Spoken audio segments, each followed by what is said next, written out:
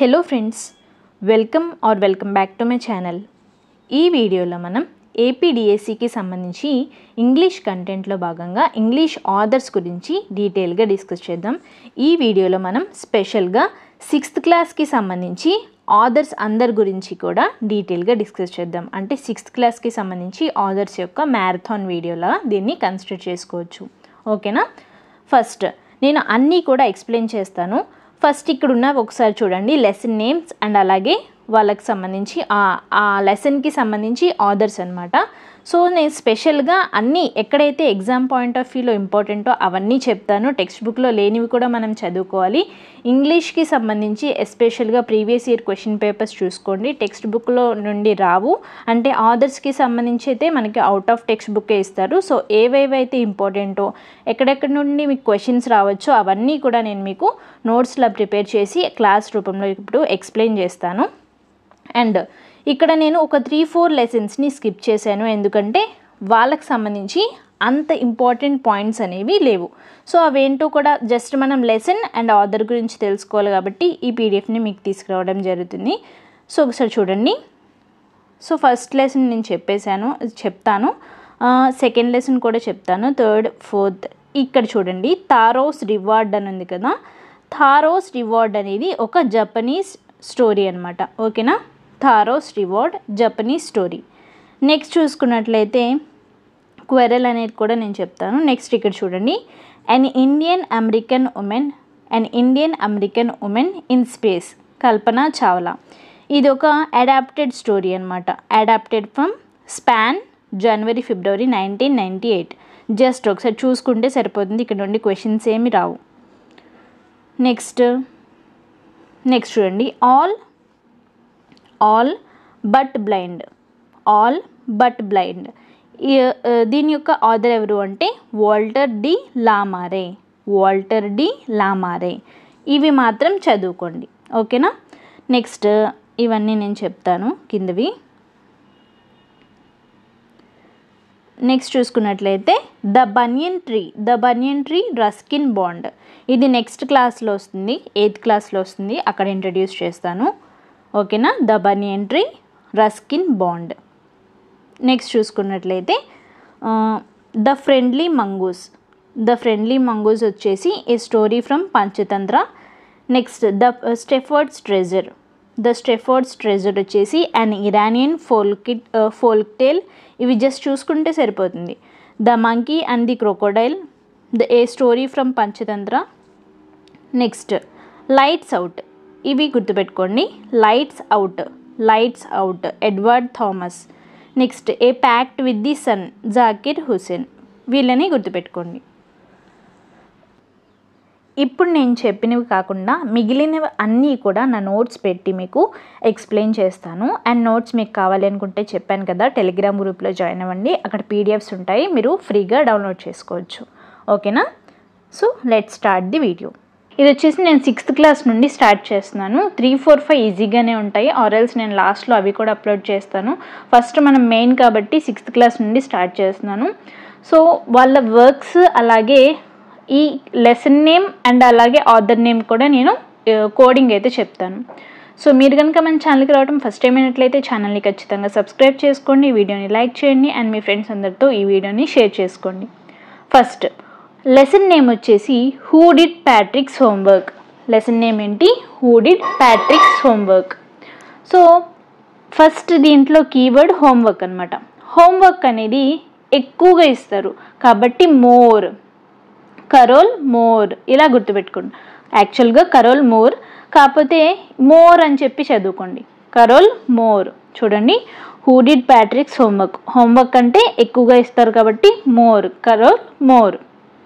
Next ఈ SGT పేపర్కి వచ్చేసరికి మనకి ఎస్జిటి అంటే పేపర్ 1 వాళ్ళకి జస్ట్ ఆ లెసన్ నేమ్, ఆథర్, అలాగే వాళ్ళ వర్క్స్ ఇవే అడుగుతారు. ఈ నేషనాలిటీ కానీ బోర్న్, డైడ్ ఇవేమీ అడగరు అనమాట. 99% జస్ట్ ఆ లెసన్ ఏంటి అండ్ ఎవరు ఆథర్, అలాగే వాళ్ళ వర్క్స్ ఏంటి. మనకి సిలబస్ షీట్లో కూడా క్లియర్గా మెన్షన్ చేశారు. ఏంటి అంటే ఆథర్స్ అండ్ దేర్ వర్క్స్ అని చెప్పి ఉంటాయి, క్లియర్గా మెన్షన్ కూడా చేశారు. అందుకనే మనం ఇక్కడ మెయిన్ ఫోకస్ ఏంటి అంటే లెసన్ అండ్ అలాగే ఆథర్ అండ్ దేర్ వర్క్స్ అనమాట. సో ఇవి మీకు కావాలి అనుకుంటే మీరు ఇవి జస్ట్ ఒకసారి అంటే ఒక లుక్ కూడా ఇవ్వచ్చు. Next, who did Patrick's homework? ఇది మనకు తెలిసింది. హోంవర్క్ అంటే మోర్ ఇస్తారు, అంటే ఎక్కువగా ఇస్తారు కాబట్టి కరోల్ మూర్. సో ఈ కరోల్ మూర్ రచించిన వర్క్స్ అంటే గ్రంథాలు ఏంటో ఇప్పుడు మనం చూద్దాం. నేను ఫస్ట్ ఒకసారి చదువుతున్నాను చూడండి. Nicholas and the golden goose, reading for pleasure, the choice of hobby, my roads to childhood, new roads to childhood, cross roads to childhood, a century of Kate Greenway, the three owls. So వీటిని ఎలా గుర్తుపెట్టుకోవాలి? Author ఎవరు అంటే Carol మూర్.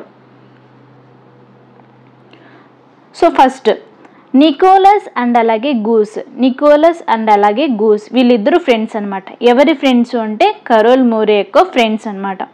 వీళ్ళందరూ కలిసి చదువుకునేవారు, reading for pleasure. వీళ్ళు చదువుకోవడం అనేది వీళ్ళకి ఒక హాబీ అనమాట. నెక్స్ట్, ఒకరోజు నికోలస్ అండ్ గూస్ వీళ్ళిద్దరూ కూడా కనిపించట్లేదు కరోల్ మూరేకి. వాళ్ళు కనిపించట్లేదు అని చెప్పేసి కరోల్ మూరే ఏం చేశారు అంటే మై రోడ్స్ దగ్గర వెతికారు. మై రోడ్స్ దగ్గర వెతికారు, న్యూ రోడ్స్ దగ్గర వెతికారు, అండ్ అలాగే క్రాస్ రోడ్స్ దగ్గర కూడా వెతికారు. అలా ఒక సెంచరీ కాలం పాటు వెతుకుతూనే ఉన్నారు. వెతికేసరికి వాళ్ళకి ఒక 3 ఔల్స్ అనేవి కనిపించాయి. సో కోడింగ్ చూసారా? ఇంకొకసారి చెప్తాను. నికోలస్ గూస్ అంటే ఈ నికోలస్ గూస్ ఎవరు అంటే ఇద్దరు ఫ్రెండ్స్ అనమాట. ఎవరి ఫ్రెండ్స్ అంటే కరోల్ మూర్ యొక్క ఫ్రెండ్స్. వీళ్ళు అందరూ కలిసి చదువుకునేవారు, రీడింగ్ ఫర్ ప్లెజర్. నెక్స్ట్, ఆ చదువుకోవడం అనేది వీళ్ళకు ఒక హాబీ అనమాట. వీళ్ళు ఒకరోజు నికోలస్ అండ్ అలాగే గూస్ ఎవరైతే ఉన్నారో వీళ్ళిద్దరూ కనిపించిపోయేసరికి Carol Moore my roads to childhood దగ్గర, అంటే మై రోడ్ దగ్గర వెతికింది, అంటే వాళ్ళ రోడ్స్ దగ్గర వెతికింది, న్యూ రోడ్స్ దగ్గర వెతికారు, అండ్ అలాగే క్రాస్ రోడ్స్ దగ్గర కూడా వెతికారు. అక్కడ కూడా కనిపించలేదు. అలా ఒక సెంచరీ కాలం పాటు వెతుకుతూనే ఉన్నారు.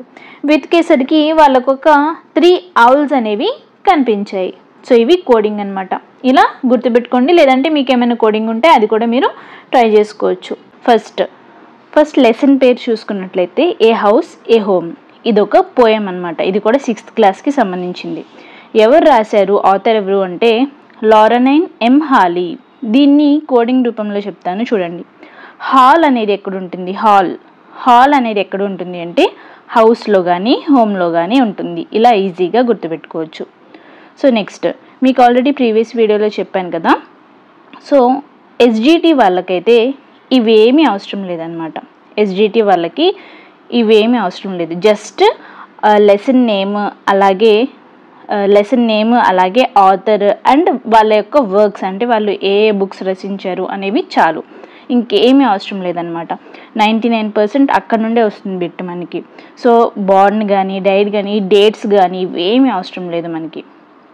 సో నేను వాళ్ళకు అనుగుణంగా చెప్తున్నాను. సో చూడండి, లారెనైన్ ఎం హాలీ. సో ఈ ఆథర్కి సంబంధించి పెద్దగా మనకి రచనలు ఏమి ఇవ్వలేదు. So just a house A home ఇది ఒక్కటే ఇచ్చారు కాబట్టి సో ఈ వీడియోలో నేను సెకండ్ ఆథర్ గురించి కూడా చెప్తాను చూడండి. నెక్స్ట్ వచ్చేసి హ్యారీ బెన్. ఈయన రచించింది ఏంటి అంటే ద కైట్. ఇదొక పోయం అనమాట. సో దీన్ని ఎలా గుర్తుపెట్టుకోవాలి? కైట్స్ ఎగిరేప్పుడు అరే బేన్ అంటాం. అంటే అరే బేన్ అంటే బెహన్ అంటే సిస్టర్. ఓ సిస్టర్ అంటాం చూడు. ఓ సిస్టర్ చూడు నాది బాగా ఎగురుతుంది అంటాం కదా, హిందీలో బెహన్ అంటాం. సో ఇలా గుర్తుపెట్టుకోండి, ద కైట్ బెహన్. సో ఇలా గుర్తుపెట్టుకోండి. నెక్స్ట్, నోటబుల్ బుక్స్ గురించి చూసుకున్నట్లయితే ఈ బుక్స్ని అయితే ఒకసారి చదువుదాం చూడండి. The little hill, the wizard in the well, poems and pictures, 2 Uncles of Pablo, the house beyond the మెడో, the garden hives, poems and pictures. ఇవి అన్నీ కూడా హ్యారీ బెన్ యొక్క రచనలు. దీన్ని ఎలా గుర్తుపెట్టుకున్నాం? చిన్న కోడింగ్ అనమాట చూడండి. ఇక్కడ హ్యారీ బెన్ అనే అతను ద కైట్ అంటే కైట్ని ఎగరవేస్తున్నారు. ఎక్కడ అంటే ద లిటిల్ హిల్ దగ్గర, అంటే చిన్న కొండ మీద ఎగరేస్తూ ఉన్నారు. సో అప్పుడు ఎగరేస్తూ ఉండగా ఆ కైట్ వచ్చేసి వెల్లో పడిపోయిందనమాట. అప్పుడు అక్కడ 2 అంకుల్స్ ఉన్నారు. 2 అంకుల్స్ హ్యారీ బెన్కి తెలిసిన వాళ్ళు. సో వాళ్ళు ఏమన్నారంటే ఇక్కడ ఎందుకులే మన హౌస్ దగ్గరలోని గార్డెన్లో మనం కైట్ని ఎగరవేసుకుందాం, నువ్వు బాధపడుకో అని చెప్పి తీసుకెళ్లారు. ఇది కోడింగ్ అనమాట. ఈ ఆథర్తో మనకి 3 ఆథర్స్ అనేవాళ్ళు కంప్లీట్ అయ్యారు. నెక్స్ట్ వీడియోలో మనం 4th ఆథర్ గురించి తెలుసుకుందాం. సో ఈ పీడిఎఫ్ మీకు కావాలి అనుకుంటే ఈ పీడిఎఫ్ అనేది టెలిగ్రామ్ గ్రూప్లో పోస్ట్ చేశాను. మన యొక్క టెలిగ్రామ్ గ్రూప్ యొక్క లింక్ అనేది కింద డిస్క్రిప్షన్ బాక్స్లో ఉంటుంది, ఒకసారి చెక్ చేసి జాయిన్ అవ్వండి. ఇప్పుడు మనం ఎలెనోర్ ఫర్జియాన్ గురించి చూద్దాం. ద క్వారల్ అనే ఒక పోయంని రచించడం జరిగింది. ద క్వారల్ అనే పోయంని ఎవరు రాశారు, ఎవరు రైటర్ అంటే ఎలెనోర్ ఫర్జియాన్. ఎలా గుర్తుపెట్టుకోవాలి అంటే ద క్వారల్ అంటే ఏంటి, గొడవ అవుతుంటే మనం ఏమంటాం, ఎల్లన్నా అటెల్లన్నా అంటాం కదా. సో అలా ఎలెనోర్ ఇలా గుర్తుపెట్టుకోండి. ఎలెనోర్ ఫర్జియాన్. ద క్వారల్ అంటే ఏం గుర్తుకు రావాలి, ఎల్లెనోర్ అని చెప్పి చదువుకోండి. యాక్చువల్గా అది ఎలెనోర్ ఫర్జియాన్, ఎల్లెనోర్ అని చెప్పి చదువుకోండి. ద క్వారల్ అనేది ఒక పోయం అండ్ ఎలెనోర్ ఫర్జియాన్ దాని యొక్క రైటర్. నెక్స్ట్ మీకు ఆల్రెడీ ప్రీవియస్ వీడియోస్లో కూడా నేను మెన్షన్ చేశాను. మీరు ఒకవేళ ఎస్జిటి వాళ్ళైతే అంటే పేపర్ 1 వాళ్ళైతే జస్ట్ ఆ lesson name, author name and notable books చదువుకుంటే సరిపోతుంది. 99% క్వశ్చన్ అక్కడ నుండే వస్తుంది.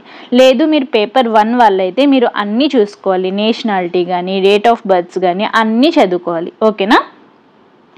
సో ఇప్పుడు మనం నోటబుల్ బుక్స్ అనేవి కోడింగ్ రూపంలో చదువుదాం. కోడింగ్ రూపంలో అయితే చెప్పడానికి ట్రై చేస్తాను. ఫస్ట్ ఎలెనోర్ ఫర్జియాన్ కదా, ఈ ఎలెనోర్ ఫర్జియాన్ మార్నింగే ఏం చేశారు అంటే మార్నింగే ఒక గ్లాస్ని చేతిలో ఉండి పడేసుకున్నారనమాట. మార్నింగే లేవగానే తన చేతిలో ఉన్న గ్లాస్ అయితే పడిపోయింది. ఎలెనోర్ ఫర్జియాన్ మార్నింగే ఒక గ్లాస్ని అయితే పడేసుకున్నారు. అది పడిపోయిన తర్వాత తను ఫీల్ అయిపోయి బుక్స్ని పట్టుకొని ఒక చిన్న బుక్ రూమ్లోకి వెళ్ళిపోయారు. అయితే వెళ్ళిపోయారు. అక్కడ క్యాట్స్ ఎక్కడ పడితే అక్కడ పడుకొని ఉంటే ఇంకా చదువుకోకుండా తను డ్రీమ్ సాంగ్స్ని రాసుకుంటూ కూర్చున్నారు. తన యొక్క బిలవ్డ్ వాళ్ళ కోసం డ్రీమ్ సాంగ్స్ని రాసుకుంటూ కూర్చున్నారు. ఇది కోడింగ్ అనమాట. చెప్తున్నాను చూడండి, మళ్ళీ ఒకసారి చెప్తాను.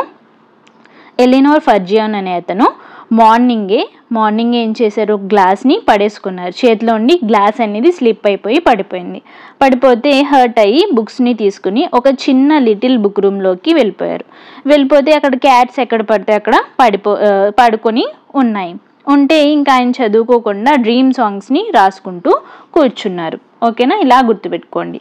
The glass slipper, morning has broken, books, the little book room, cat sleep anywhere, dream songs for beloved. ఇలా గుర్తుపెట్టుకోండి, చిన్న కోడింగ్. ఓకేనా, ఒక 2-3 టైమ్స్ చదివితే మీకు ఈజీగా గుర్తుంటుంది. నెక్స్ట్ ఇంకొక ఆథర్ గురించి చూసుకున్నట్లయితే ఈఏ ష్యూర్ అనే ఒక ఆథర్ బ్యూటీ అనే పోయంని రచించడం జరిగింది. చూడండి, ఈఏ ష్యూర్ అనే ఆథర్ బ్యూటీ అనే పోయంని రచించడం జరిగింది. దీనికి కోడింగ్ ఏంటి అంటే ఎలా గుర్తుపెట్టుకోవాలి అంటే చూడండి, బ్యూటీ అంటే సో దీన్ని కూడా లింక్ చేస్తాను నోన్ ఫర్, ఎందుకంటే ఒక సింగిల్ బుక్ మాత్రమే ఉందన్నమాట. Known for I am a Pablo Indian girl. ఈ మూడింటిని లింక్ చేస్తాను చూడండి, beauty, EA sure and I am a Pablo Indian girl. ఈ ప్యాబ్లో ఇండియన్ గర్ల్ అనే ఆమె ఒక బ్యూటీ అన్నమాట. ఈ ప్యాబ్లో ఇండియన్ గర్ల్ అనే ఆమె ఒక బ్యూటీ. ఎవరైనా బ్యూటీని చూస్తే అబ్బాయిలు ఏమంటారు, ష్యూరా, ఆ అమ్మాయి అందంగానే ఉందా, ష్యూరా అంటాం. ఓకేనా, ష్యూరా అంటాం. EA sure. ఇలా కోడింగ్ని గుర్తుపెట్టుకోండి, కోడింగ్ చేయండి, అసోసియేట్ చేసుకోండి. మెయిన్గా జస్ట్ కోడింగ్ అయితే సరిపోదు, కోడింగ్తో పాటు ఆ ఆథర్ని అసోసియేట్ చేసుకోవాలి. అండ్ నెక్స్ట్ వచ్చేసి ఆయన ఏదైతే రచించారో దాన్ని అసోసియేట్ చేసుకోవాలి. అండ్ నోటబుల్ బుక్స్ని కూడా అసోసియేట్ చేసుకోవాలి. ఈ మూడింటిని అసోసియేట్ చేసుకున్నప్పుడే క్వశ్చన్కి ఆన్సర్ని మనం ఈజీగా పెట్టగలుగుతాము. చూడండి, ఫెయిర్ ప్లే అనే ఒక లెసన్ ఉంది 6th క్లాస్లో. సో దీని యొక్క ఆథర్ ఎవరు అంటే ప్రేమ్చంద్. సో ఎలా అసోసియేట్ చేయాలి అంటే చూద్దాం. చూడండి, కోడింగ్ అనేది చాలా ఇంపార్టెంట్. మనకి ఇంగ్లీష్లో చాలా ఆథర్స్ గురించి మనం నేర్చుకోవాల్సి ఉంటుంది. Out of text books questions చాలా వస్తున్నాయి ఆథర్స్ గురించి. సో మనం ఖచ్చితంగా కోడింగ్లో నేర్చుకున్నట్లయితే ఈజీగా ఆన్సర్ అనేది చేయగలుగుతాం. సో చూడండి, ఫెయిర్ ప్లే అంటున్నాం. ఫెయిర్ ప్లేలో ఫెయిర్ని కోడింగ్గా తీసుకోండి. ఫెయిర్గా ఉన్న వాళ్ళందరూ ఎలా ఉంటారు? ప్రేమగా ఉంటారు. అందంగా ఉన్న వాళ్ళు ఎలా ఉంటారు అంటే ప్రేమగా ఉంటారు. ఇలా గుర్తుపెట్టుకోండి. అందంగా ఉన్న వాళ్ళు ప్రేమగా ఉంటారు అని చెప్పి గుర్తుపెట్టుకోండి. ఓకేనా? Fair play Premchand, fair play Premchand ఇలా గుర్తుపెట్టుకోండి, కోడింగ్ కోసం మాత్రమే. నెక్స్ట్ ఆథర్ నేమ్ గురించి చూసుకున్నట్లయితే ప్రేమ్చంద్. మీకు ఆల్రెడీ ప్రీవియస్ వీడియోస్లో చెప్పాను కదా. సో ఎస్జిటి వాళ్ళు అంటే పేపర్ 1 వాళ్ళు అయితే జస్ట్ ఆథర్స్ అండ్ వర్క్స్ గురించి చదువుకుంటే సరిపోతుంది అని. కానీ ఇలా మన ఇండియన్ ఆథర్స్ ఎవరైనా కనిపిస్తే, మన ఇండియాకి సంబంధించిన ఆథర్స్ కనిపిస్తే ప్రతి పాయింట్ చదవాల్సిందే. వాళ్ళకి సంబంధించి ప్రతి ఇంపార్టెంట్ పాయింట్ని మనం చదవాలి. Date of birth and date of డెత్తో సహా మనం ప్రతిదీ చదువుకోవాల్సి ఉంటుంది. దీన్ని గుర్తుపెట్టుకోండి. ప్రేమ్చంద్ అంటే మన ఇండియన్ అనమాట. సో చాలా ఫేమస్ ఇండియన్ రైటర్ అని చెప్పుకోవచ్చు. సో ఇతని గురించి మనం డీటెయిల్గా చదవడానికి అయితే ట్రై చేద్దాం. ఫస్ట్ ఆథర్ నేమ్ వచ్చేసి ప్రేమ్చంద్. సో అసలు పేరేంటి అంటే ధన్పత్ రాయ్ శ్రీవాత్సవ. ఎప్పుడు పుట్టారు? బార్న్ ఎప్పుడు అంటే 31 July 1880 Banaras, British India. So ఇప్పుడు ఈ బనారస్ని వారణాసి అని పిలుస్తాము, ఉత్తరప్రదేశ్లో ఉంది. Next died on 8 October 1936. డేట్స్ని అయితే కొంచెం బై హార్ట్ చేయడానికి అయితే ట్రై చేయండి.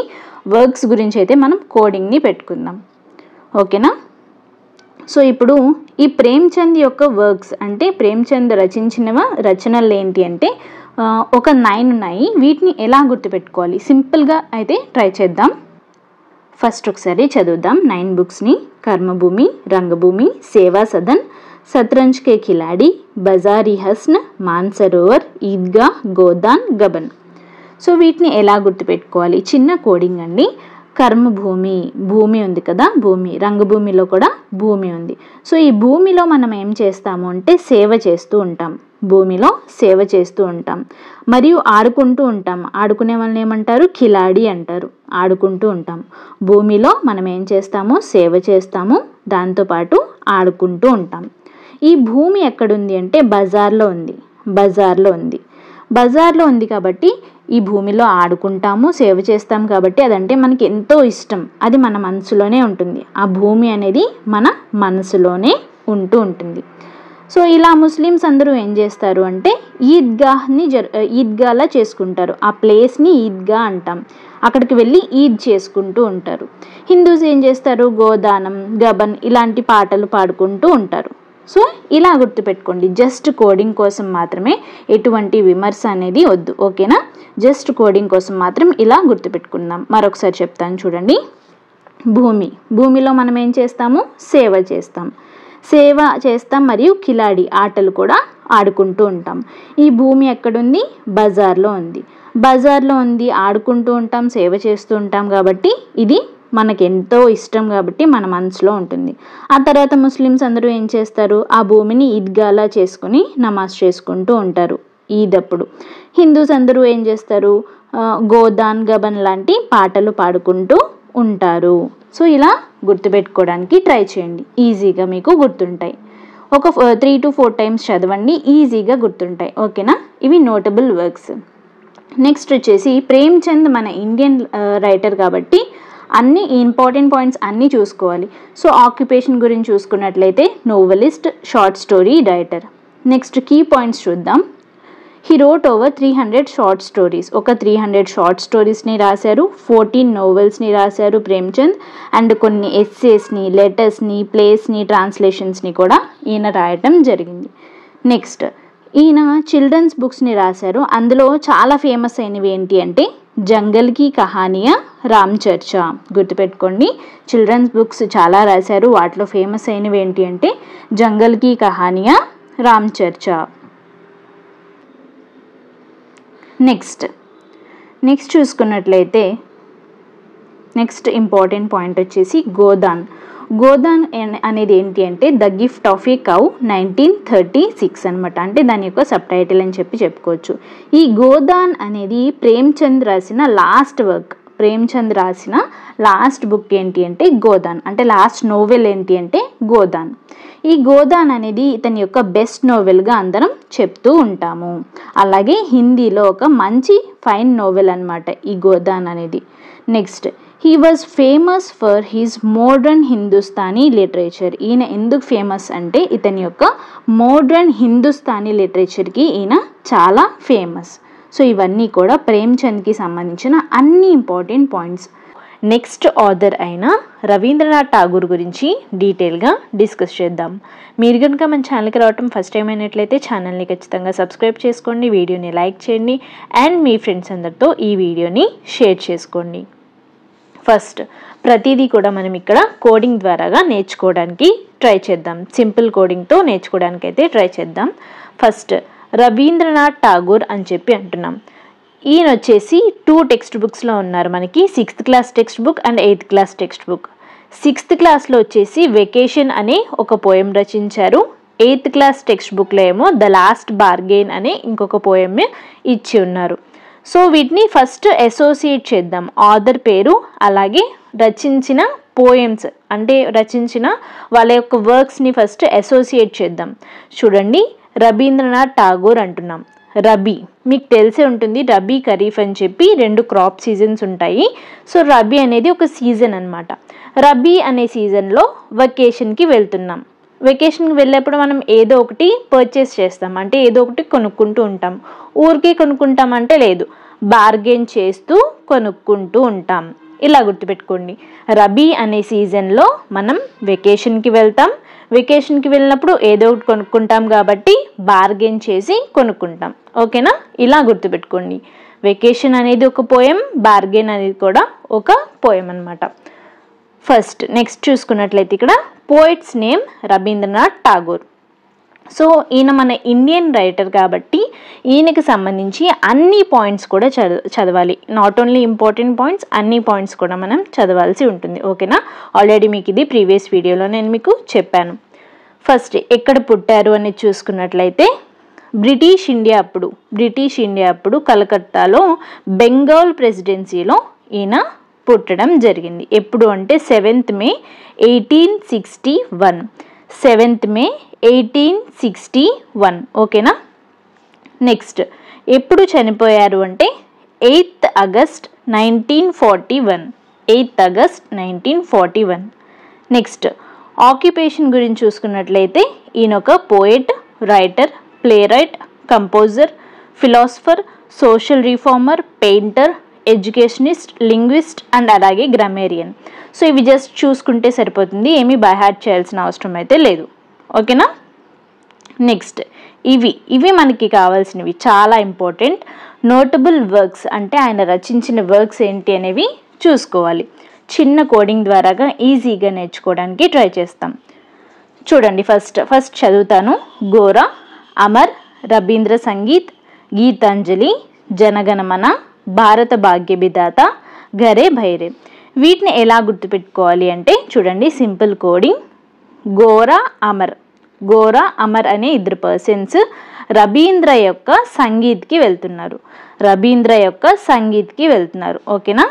గోరా, అమర్ అనే 2 ఫ్రెండ్స్ రవీంద్ర యొక్క సంగీత్కి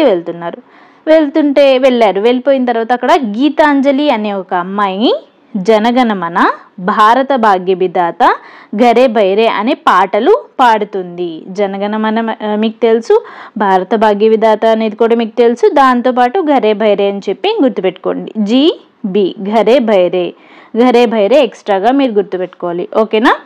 చూడండి, మళ్ళీ ఒకసారి రిపీట్ చేస్తాను. గోరా, అమర్ అనేవాళ్ళు రవీంద్ర యొక్క సంగీత్కి వెళ్తే అక్కడ గీతాంజలి అనే అమ్మాయి జనగణమన, భారత భాగ్య విధాత, ఘరే భైరే అనే పాటల్ని పాడుతూ ఉంది. ఓకేనా. ఇవి మనకి ఇంపార్టెంట్ వర్క్స్ అన్నమాట. నెక్స్ట్ ఇది మోస్ట్ ఇంపార్టెంట్ అండి. అవార్డు వచ్చేసి ఈయనకి నోబెల్ ప్రైజ్ అనేది రావటం జరిగింది.